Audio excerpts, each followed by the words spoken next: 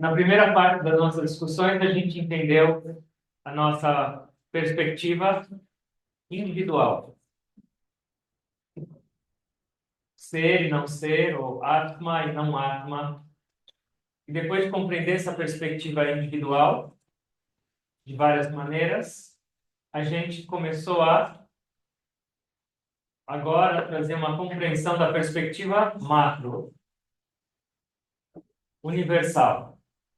Então, a gente primeiro entendeu de Deus absoluto, como começou a criação. Qual foi a primeira manifestação, ou primeiro aspecto da criação? Maya. Maya também pode ser chamada de Prakruti, Maya pode ser chamada de Shakti. É o poder criador. Então, Maya não é nem bom nem ruim. É só a nossa interação, a nossa relação com esse poder criador é que vai nos dizer se isso é positivo ou negativo. E que Maya era composta de... Qual a composição de Maya? Três qualidades, três gunas. Raja, Sattva e Tamas. Então, como toda a criação veio desse poder criador de Maya, toda a criação é composta de Tamas, Raja e Sattva. Tudo, absolutamente tudo. E se a gente for pensar no hinduísmo, por exemplo, existe uma trindade. Sim? Então, de Deus absoluto, que é Brahman, existiu depois a trindade. Quem é essa trindade? Brahma, Vishnu e Shiva. Brahma, Vishnu e Shiva. E são quantos gunas? Três. Então, essa trindade representa os três gunas. Então, cada uma desse aspecto da trindade representa um desses poderes de Prakruti. Brahma, Vishnu e Shiva. Brahma é o criador. Que aspecto ele representa? Vocês ouviram a cola de uma pessoa, mas a cola foi errada. Todos vocês reprovados. E cada de quem passou a cola é o pior de todos. Levou todo mundo pro buraco. Levou várias cebolas pro buraco. Brahma é o criador. Para você criar e fazer, haja. Vishnu é o mantenedor. Sattva. E Shiva, destruidor. E é Tamas. Então, essas três qualidades na natureza, esses três gunas, estão representados por Brahma, Vishnu e Shiva nessa nossa perspectiva. Então, o poder de Maya, ou Prakruti, ou Shakti, ele também é chamado de mãe divina. Ele pode ser chamado de avidya, ignorância. Esse poder criou. E qual foi o primeiro elemento criado? Qual é o primeiro aspecto da criação? A gente estudou hoje na nossa primeira meditação. A aula começou hoje na meditação. Eles vão falar, eu estava tão elevado que eu não lembro de nada.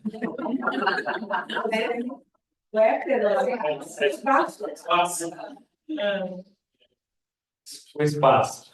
Então, qual foi o primeiro elemento criado? Espaço. Do espaço? Ar. Do ar? Fogo. Do fogo? Água. E da água? Terra. Esses foram os primeiros elementos criados. Então, todo o universo é formado por esses 5 elementos. Mas, assim como Maya ou Shakti tem essas 3 qualidades da natureza, esses elementos também possuem, naturalmente. Então, cada um desses elementos possui um aspecto sátvico, um aspecto rajásico e um aspecto tamásico.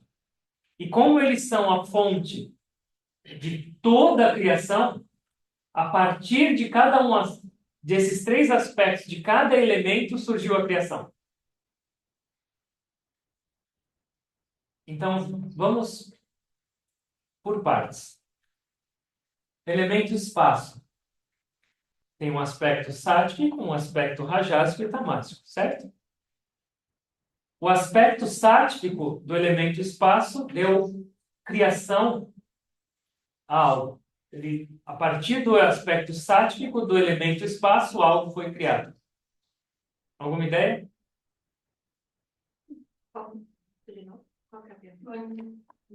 Do aspecto sátpico do elemento espaço, algo foi criado. Todos os aspectos sátpicos deram criação, sabe o quê? Os órgãos de percepção. Então, do aspecto sátpico do elemento espaço, surgiu a audição. Porque o som se propaga onde? Espaço.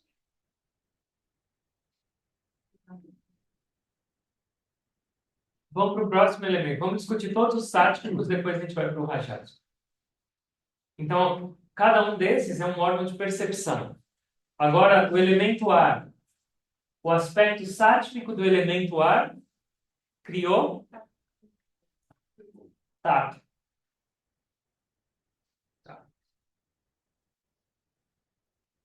Do elemento fogo, o aspecto sátpico criou visão. Visão. Do elemento água, o aspecto sátpico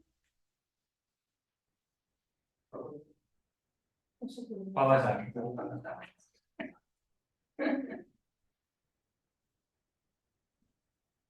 Sem água, eu estou com... Nossa, eu estou com... A pessoa quando vê uma comida gostosa, eu estou com água na boca. Se você não tiver água, você não sente gosto. Então, tá ligado com o paladar. E o elemento terra, só sobrou um órgão. Olfato.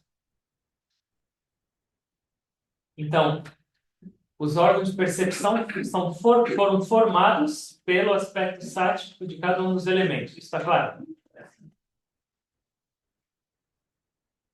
O que deu razão, o que resultou agora o aspecto rajásico de cada elemento? Os órgãos de ação.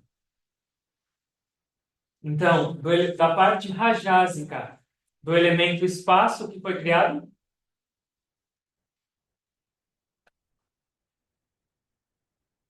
fala. Ainda por causa do som de se propagar. Fala. O aspecto rajásico do elemento ar. Normalmente, tato você usa o quê? Mãos. O elemento rajásico. O aspecto rajásico do elemento fogo. Não, olhos não é órgão de ação. O órgão de percepção não é a visão. Mas o órgão de ação, quais são os órgãos de ação? Mãos, pés, ânus, genitais e boca. Pés. Pé. Deslocamento. E o aspecto rajásico do elemento água. Qual? Na boca. Não, boca já foi. Boca é genitais. Segundo centro, né? E o aspecto rajásico do elemento terra. Sobrou ânus. Faz sentido onde está localizado aquele chakra. E faz sentido também o que sai. Elemento terra. Sim. Então, cada um desses elementos tem uma característica, mas eles surgiram do aspecto sátpico e do aspecto rajásico de cada um deles. Deu para entender? E aí agora, é muito interessante, porque esses elementos, ele ainda não são, eles são na forma pura. Espaço, ar, terra, fogo, água e terra. Nesse momento da criação, eles são ainda puros. Então, o aspecto rajásico e sátvico desses elementos não pode ser visto. Mesmo que você vá numa fonte pura de água e você fala, essa água é pura, ela não é pura. Nesse conceito. O aspecto sático e rajásico dos elementais você não enxerga. Eles não são visíveis. Eles são muito sutis. E é interessante que eles se unem. Então, cada um desses elementos, o aspecto sático criou algo. Mas aí todos os aspectos sáticos desses elementos se unem e formam outra coisa. Alguma ideia? Então, a soma de todos esses elementos sáticos gera ou cria a mente. Mente, ego, intelecto e memória é criado a partir da soma de todos os aspectos sáticos desses 5 elementos. Deu para entender? A soma de todos os aspectos rajásicos dos elementos. Então a gente pega o rajásico do espaço, o rajásico do ar, o rajásico do fogo, o rajásico da água e o rajásico da terra. Juntos formam. Não, intelecto é no sático. Prana. Prana. Os ares vitais, a energia vital, é formada pela integração de toda a parte rajásica dos elementos. Certo? A gente só está entendendo. Vocês não precisam decorar tudo, mas é só para entender. Depois de assistir umas 10 vezes, a gente não sabe. Faltou qual aspecto? Tamásico. Tamásico. O que gera? Qual é o resultado da criação do aspecto tamásico? Não, o ego é sático. Ego, intelecto, memória e mente é a integração do aspecto sático. Integração do aspecto rajásico, pranas. E qual é a parte, o que gera, por exemplo, qual a parte tamásica do elemento espaço gera o quê? Gera o elemento espaço denso. A parte tamásica de cada um dos elementos gera o aspecto denso desse elemento. E sabe como isso é gerado? É incrível pensar nisso, porque tem uma inteligência que faz tudo isso acontecer que é realmente impressionante. É um processo chamado, eu falo em sânscrito primeiro, Panchakarana. E é traduzido como quintuplicação. Então, o aspecto tamásico de cada um dos elementos. Então, imagina então 5 pedaços. Esses aspectos tamásicos se dividem em 2. De cada um dos elementos. Então, o aspecto tamásico do espaço divide em 2. 2, 2, 2. Uma metade se mantém inteira. 50% do aspecto espaço se mantém inteiro.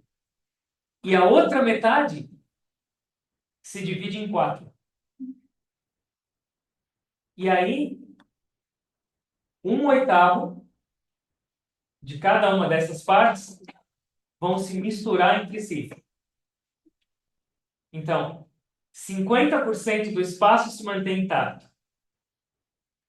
E aí, esses 4 pedaços vão ser oferecidos para os outros 4 elementos. Entendeu? E cada um dos elementos vai oferecer uma parte desse 1/8 para o outro elemento. Então, o que é o elemento denso espaço? Por essa quintuplicação. Ele é formado por 50% de espaço puro.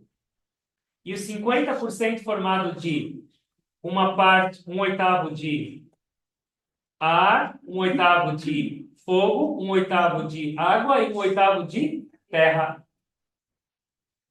Qual é o elemento ar denso? O ar que a gente vê, nossa, esse ar é puro. Ele não é puro porque ele está quintuplicado. 50% de ar, e aí 12,5%, ou 1/8, 12,5% de espaço, 12,5% de fogo, 12,5% de água, 12,5% de terra. O elemento fogo, 50% fogo, espaço, ar, água e terra. O elemento água, 50% água e espaço, 1/8 ar, 1/8 espaço, 1/8 ar, 1/8 fogo, 1/8 terra. E o terra? Espaço, ar, fogo e água. Certo? Deu para entender? É uma combinação dos elementos, e essa combinação dos elementos gera a parte densa da criação. Então, nenhuma desses elementos que você vê e toca, você fala, nossa, essa terra é pura. Não é pura. E não tem a ver com poluição ou sujeira. Mas quando eles se quintuplicam, eles se mesclam, eles não são mais puros, essenciais. Eles são agora misturados. E isso é a criação visível. Tudo que você vê é resultado dessa quintuplicação. Então, no aspecto puro, puro, não é visível. Não é visível. Você não vê a água. O elemento água, na sua perspectiva pura, não é visível. Ele é muito sutil. Mas quando ele se mescla com terra, espaço, água, fogo e ar, visível, se manifesta. Claro. Assim como nos outros, então, a quintuplicação de cada um gera a parte densa desses elementos. E a soma total deles, desses elementos agora tamásicos, a soma total do aspecto tamásico gera o quê? O corpo físico. Então, esse corpo físico que a gente é apaixonado, desesperado, ele é a soma do aspecto tamásico dos outros elementos. É o negócio mais denso, mais inerte, de tudo. De tudo. É o denso do denso do...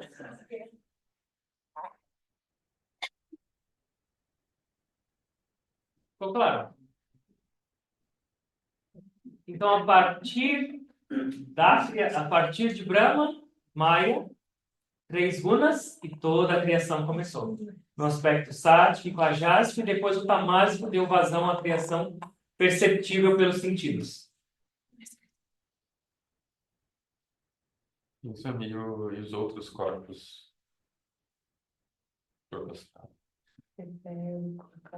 O corpo astral e causal, se você for pensar, onde eles estão encaixados? A gente não falou de tudo já que compõe?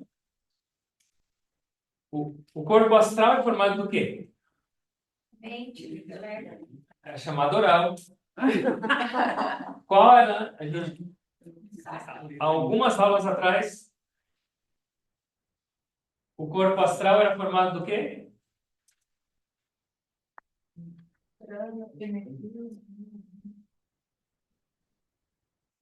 5 pranas, elementos em sua forma sutil, órgãos de percepção, órgãos de ação, mente e intelecto. Então, isso tudo está no aspecto rajásico e aspecto sátvico. Porque o aspecto sátrico gerou os órgãos de percepção, o aspecto rajásico gerou os órgãos de ação, a soma total gerou mente e intelecto, e a soma total do rajásico gerou prana. Então, o corpo astral está conectado com o aspecto sátrico e rajásico de cada elemento. Certo? E o causal?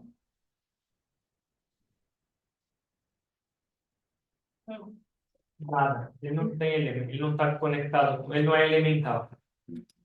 O corpo causal não tem conexão nenhuma com elementos.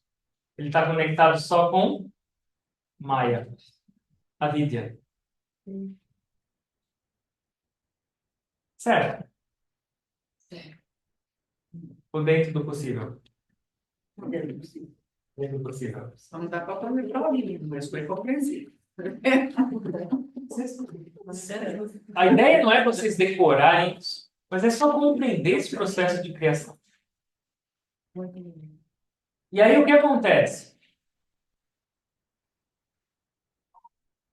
Tem alguma conexão entre a existência individual e a existência universal? Então, aquilo que compõe o nosso corpo, seja astral ou cabal físico, não é a mesma coisa que compõe esse universo? Esse corpo foi formado com essas mesmas coisas.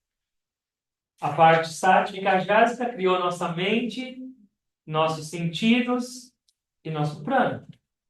A parte tamásica criou essa obra-prima, inerte. É a mesma coisa, não tem diferença nenhuma. E aquilo, então isso é o não ser, ou não atma. E dentro de nós, ou por trás de toda essa perspectiva visível elemental, tem atma, ou alma, que é a essência. E no universo tem Maya, que é toda a parte elemental e a criação, e por trás de Maya, Brahma. Então, o que individualmente a gente chama de Atma, universalmente a gente chama de Brahma, ou Deus absoluto e alma. Mas é a mesma coisa, só que é micro e macro. E aqui, a gente chama, isso que a gente chama de não Atma, a gente chama de avidya, ignorância. Individualmente isso é ignorância. E externamente isso é chamado de Maya. Mas essencialmente é igual. É a mesma composição. Aquilo que é a criação fora é a criação aqui. E aquilo que é o essencial, o divino, aqui também é lá. É igualzinho. E é por isso, então existe essa identidade direta entre o microcosmos e o macrocosmos. Tudo, por isso que os mestres falam, tudo que existe nesse corpo, nesse universo interno, existe no universo externo. Tudo. Absolutamente tudo. Não há diferença. E é por isso que esses yogis descobriram a ciência. Se você for explorar o universo externo, quanto tempo você vai levar? Você vai conseguir explorar tudo? Não. Eles entenderam. Se eu explorar aqui, eu conheço o universo inteiro. Tinha uma vez eu vi uma notícia que alguém pegou uma nave e viajou milhares e milhares e milhares de quilômetros de anos, não sei das quantas, para chegar não sei aonde. E aí, quando chegaram lá, depois de meses e milhões, milhões, milhões de dólares, eles descobriram, sabe o quê? Um som. E era o som do Om. Puxa. Eles poderiam ter se iniciado feito assim. Imagina, economia. Aqui. Isso é o que os jogos descobriram. Você não precisa de uma nave espacial. Feche o seu olho, você vai explorar todo o universo. O universo micro é chamado de Pinda. Pinda. E o universo externo macro é chamado de Brahmanda. Então, eles são iguais. Então, nós estamos agora explorando o universo interior. Não precisam comprar uma nave espacial. Certo? Dá para entender isso? E aí, agora nós vamos entender algumas palavras. Algumas palavras são conceituais, importantes para a nossa compreensão. Eu falo o nome e vocês repetem. Brahman, Ishvara, Jiva, Jivan Mukta. Jivan Mukta. O que é Brahma? Deus. Deus absoluto. O que é Ishvara? Deus absoluto também. Não, Ishvara não é Ishvara, não. Eu isso. Não, Ishwarananda. Vou deixar isso pra lá. O que é Ishvara? Hã? Não, ele não é manifesto, mas Brahman com Maya. Deus com o poder da criação, Deus com o poder de criar é chamado Ishvara. Ou seja, quando Deus absoluto, porque Deus absoluto não tem nenhum atributo. Quando você fala assim, Deus é amor, amor é um atributo? É. Então já não é mais Brahma. Deus é o perdão, já não é mais Brahma. Porque você está atribuindo algo, alguma qualidade a Deus absoluto. Brahma é impensável, é sem atributos. Ele é. Então, se você põe um atributo para Brahma, você está limitando ele. E ele é ilimitado. Então, você fala, Deus é amor, você está limitando ele. Porque ele é absolutamente tudo. Então, quando você traz atributos a Brahma, significa que ele já está com poder. Ele já está com qualidades. Então, Brahman com Maya, que é esse poder ou esses atributos, é chamado de Ishvara. Então, por exemplo, o Deus que a gente ora numa igreja, que a gente ajoelha e fala, Pai nosso que estás no céu, meu Pai. Esse Deus é Brahman ou Ishvara? Ishvara.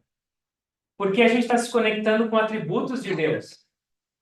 Pedindo perdão para Deus, se conectando com Deus, pedindo o amor de Deus, as qualidades divinas. Então, a gente está se conectando com atributos de Deus. Maya. Maya ou Shakti, o poder de Deus. Isso é Ishvara, certo? Ishvara não tem forma, mas é o Deus com o poder, aí gera a criação. Então, Deus com Maya é Ishvara, certo? O que é Jiva? Jiva é um indivíduo. É um indivíduo. Só que é um indivíduo conectado com algo. Com algo. Então, o que é um indivíduo? O que é Jiva? Externamente era Brahma mais Maya. Certo? Brahma e Maya. Qual é a composição do indivíduo?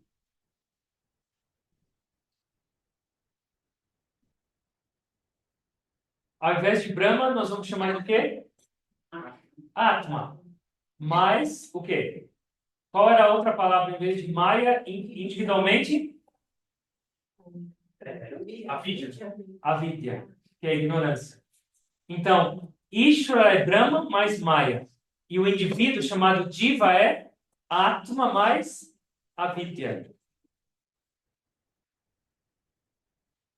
Só que tem uma diferença entre Ishvara e Jiva. E qual é a diferença? Ishvara não está envolvido ou obscurecido por Maya. Brahman com Maya, Brahman está brincando com Maya. Brahman está usando Maya para criar, para desfazer, para dar vazão ao desejo. E Jiva está fazendo o quê com a Vidya? Está todo enroscado. Está todo enroscado com a ignorância e pensa que é ele. Essa é a diferença. Jiva está no estado de ignorância. Ele não sabe quem ele é e quem ele não é. Ele se identifica com o que ele não é, ele esquece quem ele é. Por isso que ele é chamado Jiva. Atma com a Vidya gera Jiva. Então, os mestres realizados são Vishnu. A gente vai chegar lá. Falta a próxima equação. Você antecipou. Qual? E como sair desse rosco todo? Então, nós, nesse momento, qual é o nosso estado? Em qual dessas classificações? Você é Brahma, Ishvara, Diva? Não, diva. Diva. Diva mesmo. Ele Diva. J maiúsculo, né? Isso. Bem. Diva.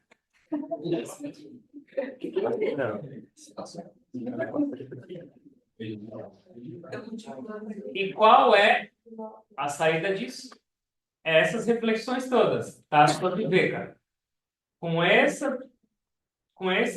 Essa característica de discernir, de começar a refletir e junto com isso meditar para experienciar o que vai acontecer com Diva. Esse estado de ignorância desaparece. Então, de um estado de identificação com o que nós não somos, corpo, os estados de consciência, aquelas camadas, gradualmente com discernimento, com esse tato viveka, que é o que a Shankara está oferecendo, e a nossa prática disso, a gente se liberta. E aí a gente vai receber um nome diferente, você vai ter que mudar o seu passaporte depois. O seu nome vai ser Jivan Mukta. Pode repetir. Diva Mukta. O que significa Jivan Mukta? Significa libertar. A libertação. Então, é o indivíduo liberto. Ou seja, um indivíduo liberto se torna Ishvara. Aí só muda o nome, porque ele agora, como ele ainda tem um corpo, ele ainda tem uma forma individual, ele é chamado Jivan Mukta. Mas agora ele é o mesmo princípio que Ishvara. Porque, por exemplo, alguém se libertou de avidya. O corpo dele deixa de existir. A mente dele deixa de existir. Não. Ele continua com aquela forma, que é a avidya. Mas qual a diferença? Qual a diferença entre nós e um mestre realizado? Ele tem 2 braços, a gente tem 2 braços. Ele come, a gente come. Ele dorme, a gente dorme. Ele fala, a gente fala. Mas qual a diferença? Identificação. Ele seria como Brahman brincando com a mãe? Identificação. Então, nós estamos identificados com a Vidya. A gente não percebe essa separação ou que existe outra coisa além de corpo e mente. E um Jiva Mukta, ou seja, um mestre realizado que vive num corpo, ele é livre, desidentificado.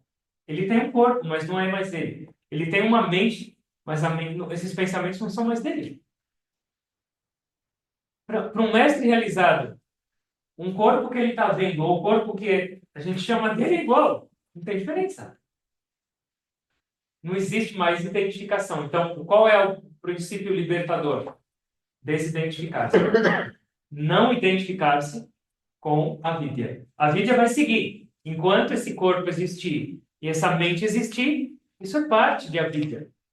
É que aí não é mais a Vidya, aí é só para Kruti. Isso vai existir. Então, o que acontece quando uma pessoa vive na ignorância, ou seja, diva, quando uma pessoa morre? O que acontece? Se liberta? Se liberta só dos elementos densos, do aspecto tamasi. Mas os aspectos outros, de mente, dos outros corpos, ele se liberta? Não. Ou seja, enquanto uma pessoa for chamada de diva, enquanto o seu passaporte vai marcado diva, o que acontece? Nascimento, morte, nascimento, morte, nascimento, morte, infinito. O fim para isso é Jiva Mukta. Libertar-se dessa identificação. Não é libertar-se do seu corpo nem da sua mente, mas libertar-se da identificação com o seu corpo e com a sua mente. E o que acontece quando uma pessoa em vida se realiza, ou seja, alcança esse estado de Jiva Mukta? Quando essa pessoa, entre aspas, morre, o que acontece? Vai pro causal direto. Não. Causal é um corpo também. Essa pessoa se funde, esse indivíduo, Jiva Mukta, se funde em Brahma. Não Ishvara, Brahma. Direto? Brahma, Sem pedágio, assim, não, direto. sem pedágio. Mas daí ele perde a identidade? A individualidade? Ele já não tem. Mesmo enquanto ele vive, ele ainda tem porque ele está andando com o corpo. Mas ele já não se identifica. E a hora que ele deixa esse corpo e essa mente, Ele volta daquele 2 para virar 1 só? Volta daquela primeira expansão de 1 que vira 2. ele volta para o início. Brahma. Antes do 1 vira 2. E aí você fala, mas por que alguns mestres voltam então? Porque tem, por exemplo, uma encarnação divina. Para ajudar. Porque ele tem uma missão. Então, Brahma, por alguma missão, ele volta. Não porque ele teve que voltar. Um dia não pode falar assim, eu não quero mais voltar. Não tem escolha. E o negócio é que não tem escolha nenhuma. Você vai voltar para onde o seu karma te mandar, do jeito que o seu karma estiver lá, você vai voltar com a sua condição física, de saúde, com o seu gênero, com a sua família, com o seu país, já está lá. O Diva carrega o destino dele nas costas. E um Diva Mukta que deixa o corpo se realizou. Os mestres falam que a maioria deles se dissolve em Brahma e não volta mais. Mas alguns voltam com uma missão específica, que é para ajudar, para servir. E quando ele volta com uma missão específica, quando um Jiva Mukta deixou o corpo e ele volta por alguma razão específica, primeiro, ele já nasce realizado. E ele nunca perde isso. E isso é chamado de encarnação divina. Ou avatar. Já nasce liberado, já nasce consciente da divindade, nada mais vai afetar. Ele está só brincando com Prakruti, com Maya. É isso que eu ia perguntar. Qual que é a ação de Jiva Mukta? Então, a CC é a liberação. E daí o que eu faço? Vai ficar entediado, né? Não, eu tenho que ser uma liberação, eu tenho que ser criativo, e agora eu tenho escolha? Ou Depois da realização que, na verdade, a vida começa. então, Por enquanto, a gente está se debatendo aqui, se apegando e sofrendo. Depois que você se realiza, entende quem você é, entende que é a criação, aí você começa a viver. Aí você começa a produzir de verdade, a servir. Então, você vai fazer tudo. Só que você não vai se identificar. Não é porque você sabe que quando você vai no cinema, aquilo lá é tudo falso e tem um negócio, um projetor e tem uma tela. Você sabe, aquilo lá é tudo falso, não é uma realidade. Não quer dizer que porque você já sabe que aquilo lá não é real, você não vai mais no cinema. Você continua assistindo o filme. Só que antes você ia, você sofria, você chorava, você se descabelava. Agora você vai no cinema, ao invés de você ficar desse jeito que você faz, você curte. Não? Você curte o filme com mais tranquilidade, você se diverte. E não vai embora, tem pesadelo, tem sofrendo. Então é isso. Você começa a viver como essa maneira. Swami, e onde entram os devas nessa escala? Você está querendo complicar a vida de todo mundo. Já tá. Ele quer, não? Espera, a gente já chega lá. Deixa eu orar primeiro. Se depois ele se dissolve em Brahma, né, existem outros níveis, não tem depois que se ilumina, que se liberta? Como é que Brahma vai continuar esses outros níveis se está dissolvido? Uma vez completamente liberto, não tem outro nível. Realmente, quando você se tornou um com Deus, você se tornou um com Deus. Acabou. E como assim depois então é que começa?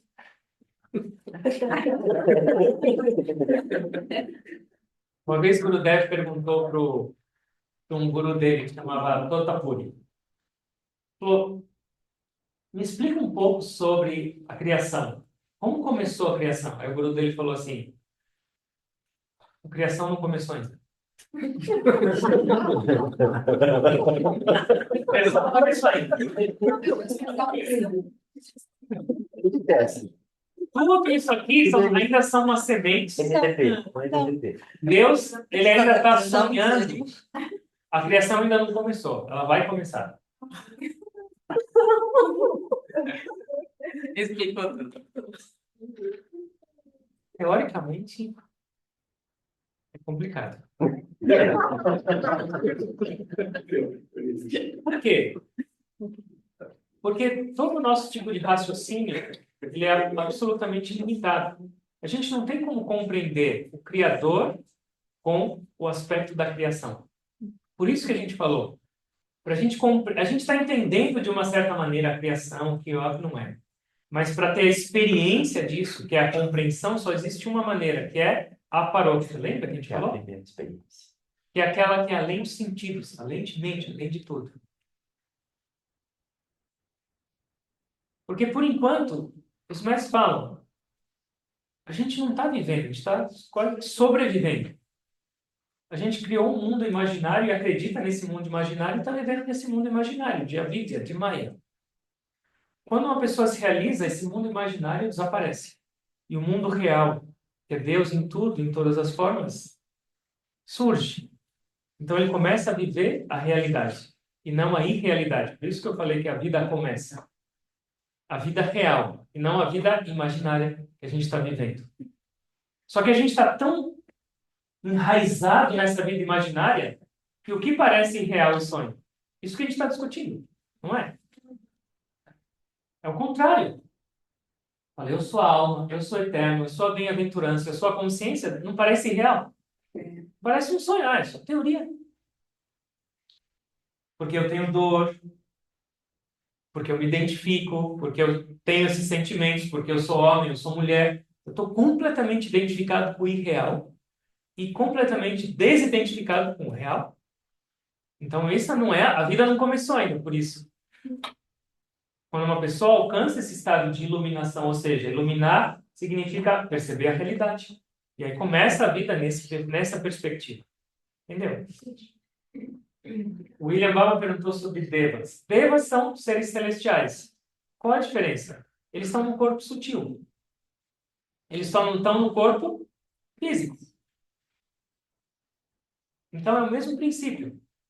Os Devas, ou os anjos, que a gente chama no cristianismo, ou espíritos, eles têm corpo causal e astral. Eles são parte da criação. E eles têm que, em algum momento, voltar. Sabe por quê? Porque o único local onde você pode alcançar esse estado de Jiva Mukta, ou seja, de realização, é onde? Na Terra. Não existe outro lugar. Eles não são realizados. Não existe outro lugar para se realizar. Só aqui. Então, enquanto você não usar essa vida humana e se libertar, você vai ficar indo e vindo, indo e vindo. Mas agora eu entendi. Acho que a tua dúvida era em relação a eles são Anjos são nomes diferentes para esses devas. São seres Caiu. em corpo sutil. Eles chegaram em algum nível de existência de acordo com o karma, de acordo com os méritos, mas estão lá. Então, o que os mestres falam? Que todos esses seres, eles têm desespero para voltar para essa vida humana. Eles estão loucos esperando para voltar, para ter uma oportunidade para concluir o curso. Enquanto isso, tem planos de desfrute, tem planos bons, tem planos ruins. Eles ajudam, eles auxiliam, a gente tem esses conceitos. Mas para a libertação completa, só com o corpo humano. Mas eles conseguem voltar? Não, tem que voltar. Então, assim, mas tem que chegar a esse nível todo, porque a demora de voltar. Eu achei que quando fosse subir de nível é mais rápido.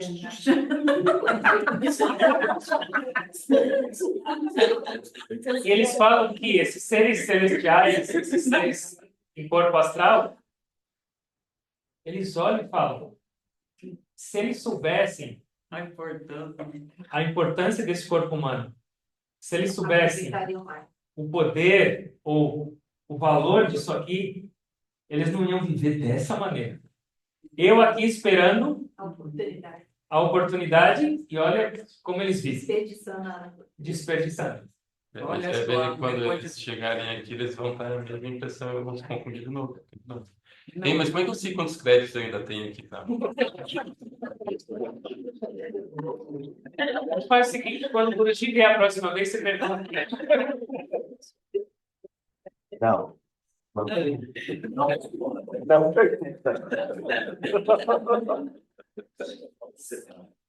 Certo. Então, não existe evolução no plano astral? Existe desfrute. O que serve o plano astral?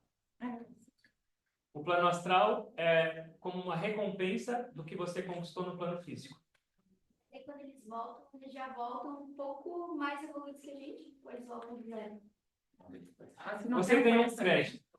Vamos supor, você viaja e você ganha milhas. E aí, com essas milhas, você vai desfrutar em algum lugar. Você fala, eu posso fazer um cruzeiro, eu posso viajar. Você tem uma certa quantidade de milhas, que a gente chama de méritos. Então, quando esses méritos acabam, você faz o quê? Volta. Para quê? Ou para ganhar mais mérito para a sua próxima viagem, ou para se realizar. Mas assim, não obtém nenhum tipo de conhecimento, reforçar o que fez, nada. Vem e vai, vem e vai. Fica lá em cima. Aqui é a sua escola. Fica só lá em cima. Mão de obra parada. E os Vedas, você sabe por quê? Porque, na verdade, muitas pessoas fazem práticas espirituais para desfrutar de reinos celestiais. Muitas partes dos Vedas descrevem rituais para você desfrutar dos céus. Então, eles falam, ó, nessa vida, faça esse tipo de ritual e na próxima vida você vai ter uma esposa ou um marido lindo. Faça isso e na próxima vida você vai ser rico. Faça isso e você vai ser famoso, vai ter prosperidade, vai ter isso.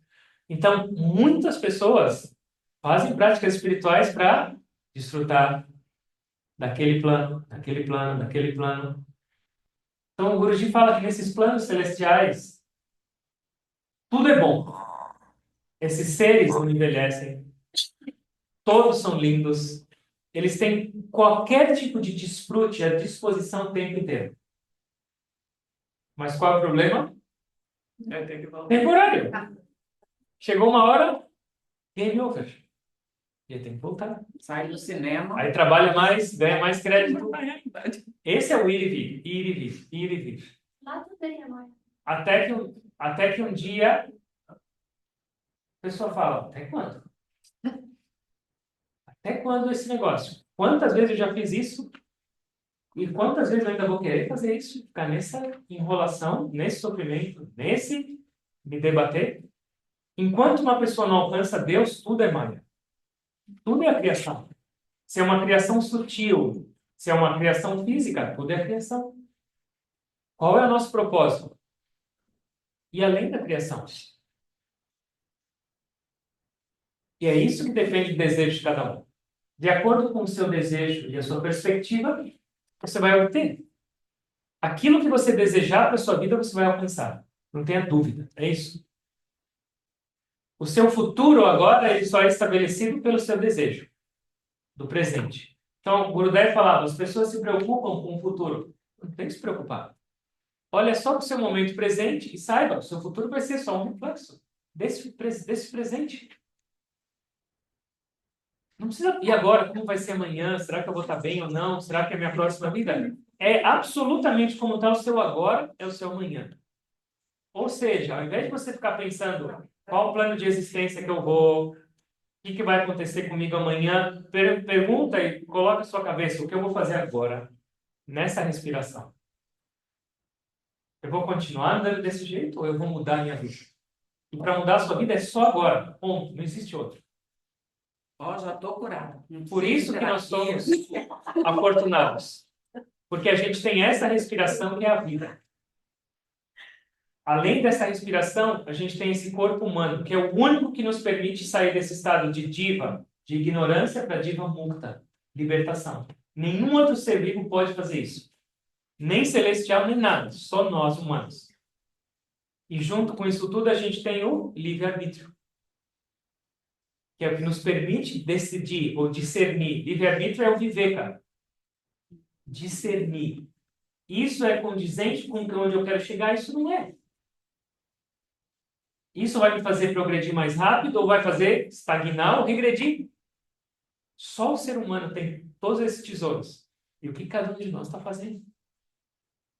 E o que cada um de nós deveria fazer? Esse é o princípio. E isso é por isso que a gente está discutindo tudo isso. Um monte de teoria é inútil. Mas se essa teoria puder, pelo menos, trazer um pouquinho de inspiração para a gente mudar nossas vidas e chegar onde a gente deve chegar, aí foi válido. Se não, esse monte de nomes, essas coisas, se for só para decorar, inútil. É questão de mérito, desejo ou livre-arbítrio? Ou consciência? Os três estão conectados. Mérito, desejo e livre-arbítrio. Porque através do seu livre-arbítrio, você vai decidir o que é bom para você ou não. Ou seja, você vai alimentar certos desejos e hábitos na sua cabeça. E acumulação de mérito? E, de acordo com o seu livre-arbítrio, você acumulou desejos. Permitiu desejos, hábitos entrarem na sua cabeça. E a partir desses desejos, as suas ações vão ser direcionadas. Certo? Se você deseja ganhar dinheiro, porque você nutriu isso através do seu discernimento, livre-arbítrio, eu quero ganhar dinheiro, o seu desejo vai te fazer agir em que direção? Ganhar dinheiro. Então você vai construir méritos ou deméritos de acordo com o seu desejo. E da onde veio o desejo? Do seu livre-arbítrio. Eu tenho o livre-arbítrio de falar, esse desejo é bom, eu vou alimentar. Esse desejo não é bom, eu vou descartar. Esse é o livre-arbítrio. Então, com esse livre-arbítrio, você vai alimentar os desejos e os desejos vão trazer méritos ou deméritos. Porque eles vão ser resultado da sua ação. E aí o discernimento entre o mérito e o demérito para poder ascender. E por que essas discussões são só para quê? Para a gente trazer discernimento na vida. Isso é real, isso é irreal. Isso é certo, isso é errado. Isso é positivo para a minha vida, isso é negativo para a minha vida. Lembra que Adi Shankara, na primeira aula, que ele falou, o que eu vou ensinar para vocês? Tattva Viveka. O princípio do discernimento. Como usar o seu livre-arbítrio. Certo? Antes de terminar, vocês tinham uma lição de casa. Esse universo inteiro, visível, elemental, e esse microcosmos é formado por 24 elementos. A gente já falou deles o tempo inteiro. Quais são?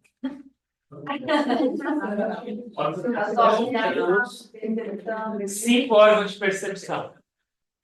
5 órgãos de ação. 5 elementos. 5 pranas. Foram 20. Mente, intelecto e memória. Essa é a composição de toda a criação. De Maya para Prakriti. Formado por 24 elementos. Essa criação e essa criação. Microcosmos e macrocosmos conectados. Nós estamos envolvidos com tudo isso. Depende de nós qual é a relação que a gente vai estabelecer com essa criação. Se você se identificar com a criação, você é diva e está em estado de ignorância, de avidya. E o resultado é sempre sofrimento e nascimento, morte eterno. Se você se esforça e usa o seu discernimento, livre-arbítrio, e direciona a sua vida, você alcança o estado de diva mukta. Vivendo com Maya. Vivendo com a criação, mas sem se identificar com a criação. se identificando com quem você é. E o resultado de Jiva Mukta, no final da existência, aposentadoria. Imersão em Brahma. Imersão em Sat Chit Ananda. Ok?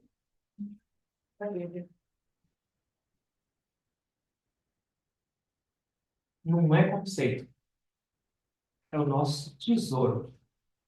A gente nasceu para isso. E a gente respira para isso.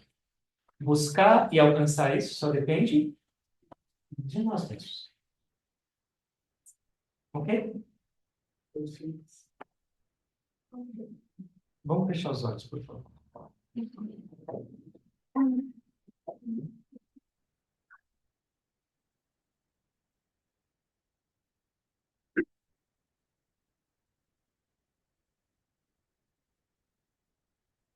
Observe a respiração. Lembra que ela vai passando. Os mestres dizem que cada respiração que entra e sai nunca mais volta. Ela não é a mesma.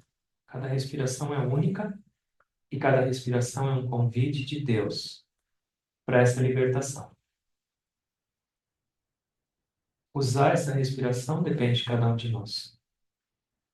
Pelos nossos méritos, pelos nossos karmas positivos do passado, nós adquirimos um corpo humano. Por esses mesmos méritos, nós adquirimos uma mente humana, que é a única que pode utilizar o livre-arbítrio e o desejo para crescer e transformar. Junto com esse corpo humano, é o único que pode nos conduzir como um veículo para a nossa libertação completa.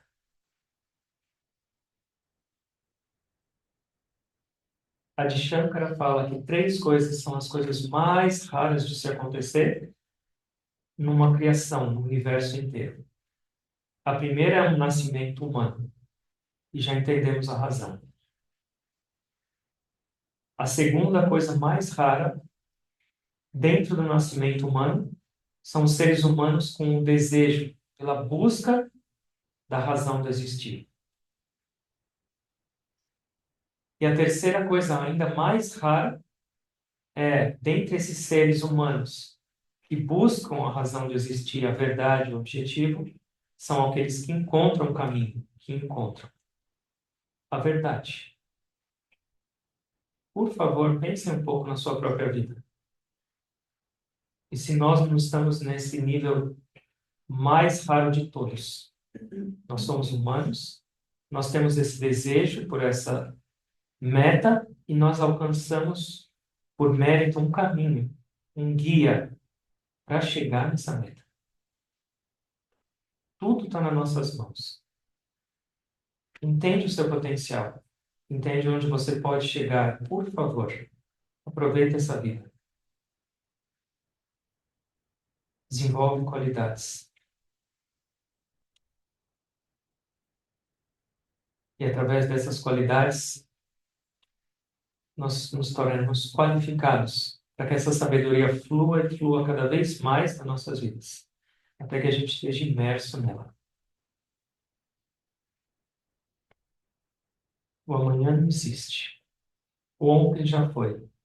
Essa respiração é a sua oportunidade. Decide como usá-la.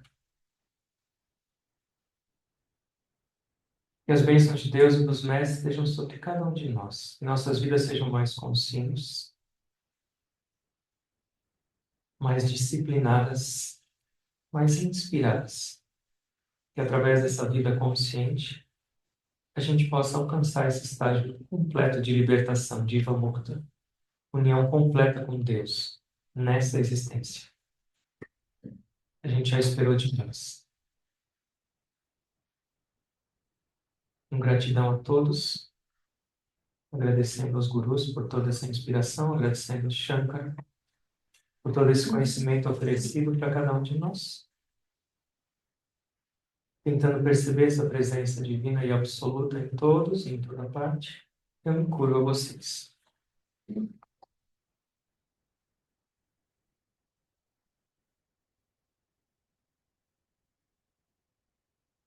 Om Amém.